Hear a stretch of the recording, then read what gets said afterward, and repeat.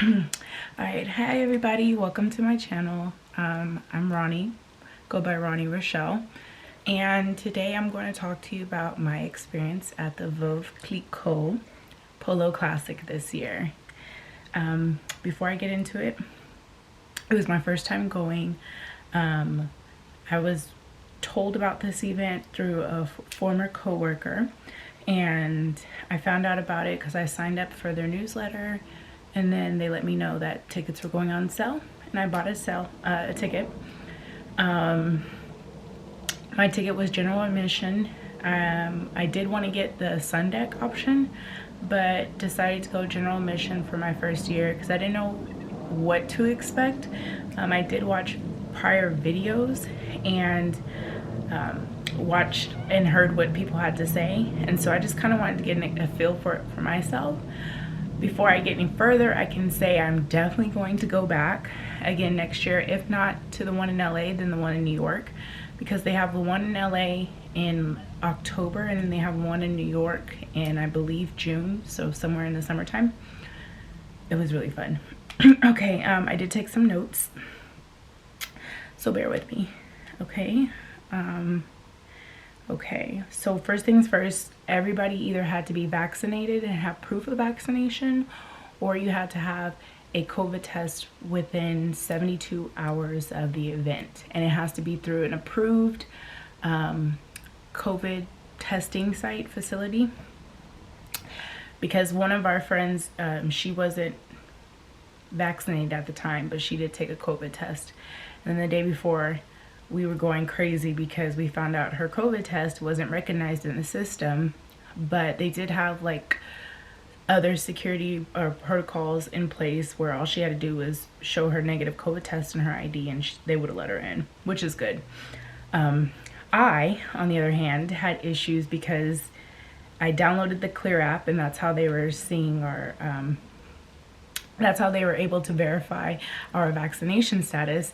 And I downloaded the Clear app, and the night before exited out of the app and all my information erased. So it took us about a good 30 minutes when we got to the event for me to prove that I have been vaccinated. It was a hassle, but I'm so glad I didn't have to go back home or have anybody bring up my my vaccination status. So that was pretty cool. Okay, just really quickly, let me look at my notes. Where are we at? Okay, so the event takes place at the Will Rogers State Park, and the way that they have it set up, which I kind of liked, is you park off-site. I think we parked in, we parked at like an old hangar, and that's where we checked in. So that's where they verified our clear status to make sure that we were vaccinated. And then we showed them our actual tickets when we were inside the hangar. They gave us some fans, and they had a multitude of masks. They had hand sanitizer, and then they ushered you to get on the buses. The buses took you from the hangar to Will Rogers State Park. It was probably about a 25-minute bus ride, and that was cool. There was a lot of people on the bus, but again, everybody was either vaccinated or tested negative for COVID. So, and you had to wear your mask on the bus too. Okay, let's see. I already went over my pass wouldn't show up in the app. That's what it was. My Clear pass or my vaccination status wouldn't show up in the app, and I had to go to a tent, and then it was about a good 15-20 minutes before I could get any kind of proof. I was going through hell and high water to get my proof of my vaccination status, but it all worked out. We were able to get on the bus. So we got on the bus, we headed to the park. Once we get to the park, let's see. Once we get to the park, you get off, and there were so many people greeting us. They had water. First of all, my only gripe is the weather in LA, because I checked the weather a week before the event. It was supposed to be 70 degrees. The day of the event, it was 91 degrees, and I had a long sleeve dress on. I'll show you pictures, but anywho, I digress. back to the story. So when you get there, there's nothing but a whole bunch of security and ushers, and they're like, oh, this way, this way, this way. They were very nice, handing out waters, welcoming us to the event, complimenting us. It was so much fun. When you walk in, on the general admission side, of course, and there's some benches. The benches are shaded, and it's first come, first serve. And then they had about three or four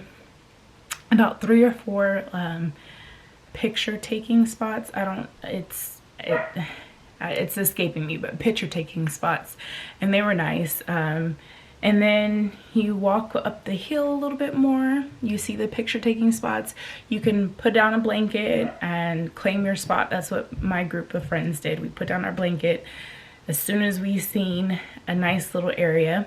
And then we went to go explore. And so where we were, you go back a little bit further up the hill, and that's where all the merch is being sold. All the merch. We got there early, thank goodness, and were able to snag some umbrellas, and we also bought 2 bottles of champagne. So we did a regular Veuve Clicquot, and then we did the rosé. That was so good. And then they had food trucks. So they had food trucks on the general admission side. They were pretty pricey. They were probably about the same as the meals that they were providing. So what was it? In the merch area, they had a separate stand onto the side, and they were selling box lunches. They were selling the same box lunches that they were providing on the other side in the Rose Garden, and we'll get to that in a minute. But they were selling those box lunches for about 30 bucks. And then they had the 3 food trucks. One of them was vegan, or not vegan, but vegetarian friendly. The other one was pizzas, and the other one was burgers. I paid $30 for a burger with an egg on it and some french fries. Let that sink in. I digress. Back to the story. So we go back, sit down, enjoy the game. We got there probably about maybe about an hour before the game started. The polo match, I'm sorry, the polo match started. So we were just taking in the ambiance. It was really hot. Really, really, really, really hot. And it was like the sun was beaming down on us. But it was an experience. That's what we were there for anyway. So we had 2 sides to the field. Well, kind of 3. We had 2 sides to the field. One of them was the general admission. That's where I was. And then across the field on the shaded side, they had what's called the Rose Garden. Now, the general admission tickets were about $110. The Rose Garden tickets were about $540, $504, $540, one of those 2. And that comes with a guaranteed bottle, your own bottle of rosé or champagne. It's completely shaded. It's guaranteed seating on that side. I think they had some photo op areas. I think they had 2 photo op areas, but honestly, the better photo op areas was in the general public. There's people on the Rose Garden side coming over to the general public to take pictures. But anywho, so yes, the Rose Garden, the only difference really between the Rose Garden and from what I saw and the general admission was that their side was shaded, and their ticket came with a bottle and food. And then at the very far end of the field was, I want to say, the Grand Dame tent, and that's where tickets to that side of the field were about $1,900. That's usually where the influencers or celebrities were, and it was a huge tent, and it was so decked out with couches, and they had food and merch, I think, available over there as well.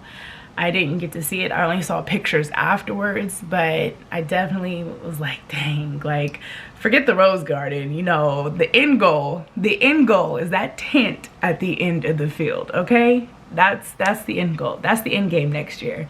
That tent at the end, that's where I want to be. But all in all, the experience was great. It was so fun. My friends were like, Ronnie, what's going on with the game? I'm like, I don't know. I never been to a polo match. Like, we watching the same game. Google it. Oh, that's another thing. the reception up there sucks. You will have no reception, no matter who your provider is. No reception. No reception. So I had friends that were there. I couldn't even call them. I couldn't even like meet up with them or communicate. It was just a kind of, we had to sit where we were and wait till somebody came back, because our cell phones didn't work. And it was so hot, my phone kept on overheating. The actual polo match had a halftime, and I was able to walk down onto the field, and they call it the divots. That's when the horses, I guess like from the horses, and you go down there with your shoe and you flip them over and smash them into the field. Something I believe I saw on Pretty Woman, but I was down on that field smashing some divots into the ground, and I felt so bougie. Anywho, I do have some footage that I'm gonna probably try and insert here. I don't know, this is my first time doing a YouTube video, but I hope you guys, you know, learned something from my experience. If you have any questions, definitely write down below. I will definitely try to answer, but all in all, 10 out of 10, 11 out of 10. My only gripe was the weather, and that's something we can't control. I will be back next year. And yeah, if you guys have any questions, let me know. Like, comment, subscribe. I have more content coming your way.